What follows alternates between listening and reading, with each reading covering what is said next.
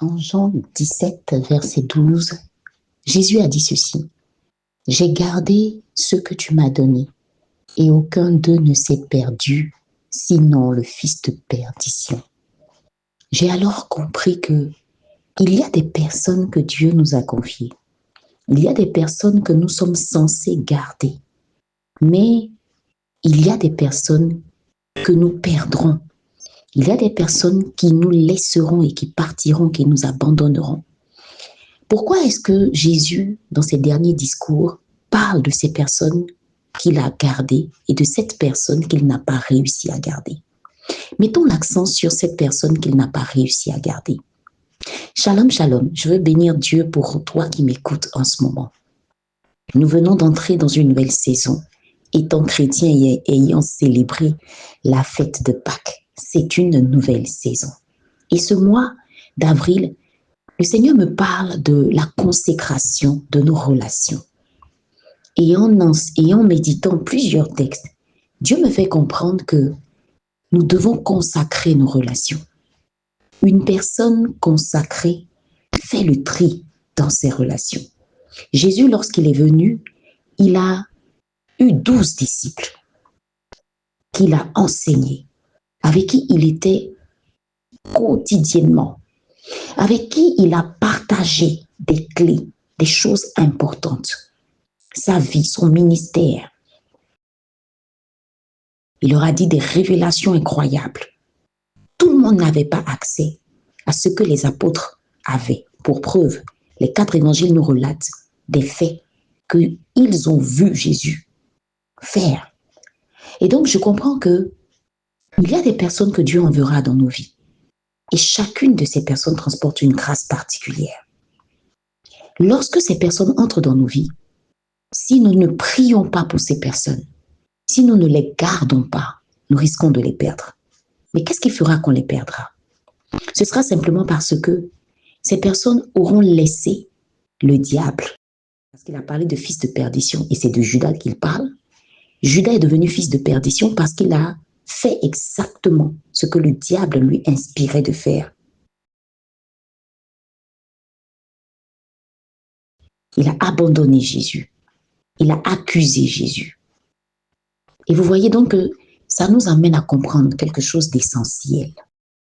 Je veux t'aider en ce mois d'avril à faire le tri dans tes relations. Parce qu'il y a des personnes qui doivent rester près de toi. Il y a des personnes qui partiront. Et ces personnes ne reviendront jamais. Mais il y a des personnes que Dieu a choisies comme des personnes clés dans ta destinée. Si Jésus a pris le temps de garder les 11, c'est parce qu'ils étaient des personnes clés pour le ministère.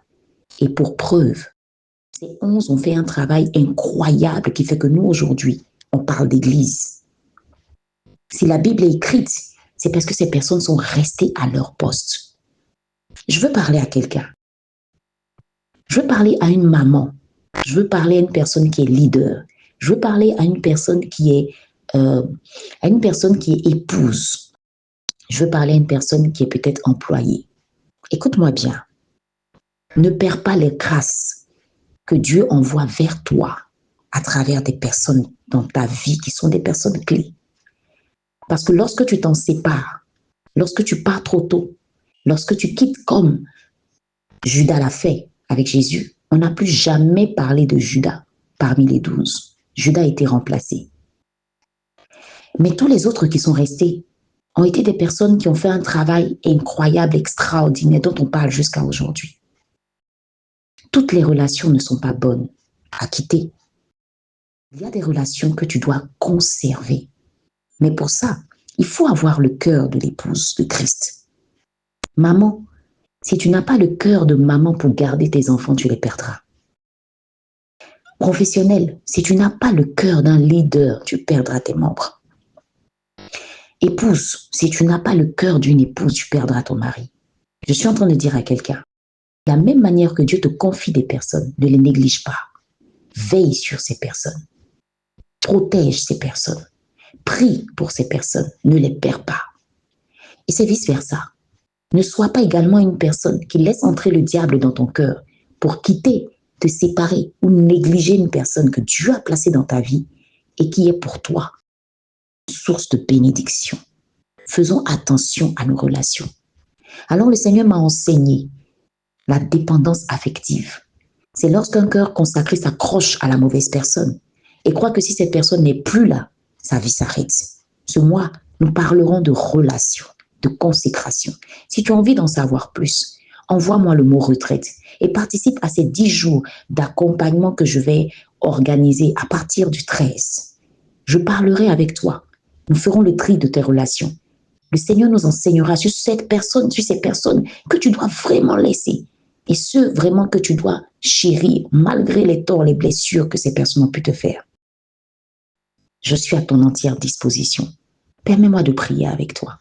Seigneur, quand tu nous parles de relations, c'est parce que toi-même sur terre, tu as pris soin des relations que Dieu t'avait confiées.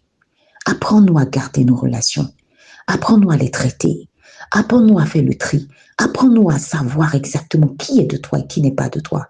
Apprends-nous également à nous séparer de ce qui n'est pas de toi. Apprends-nous à nous séparer et à laisser avancer avec ceux qui sont devenus fils de perdition, que tu ne veux pas, Seigneur Dieu, avoir encore dans nos vies. Parfois, nous nous accrochons aux mauvaises personnes. Parfois, nous voulons maintenir les mauvaises personnes et nous n'avançons pas.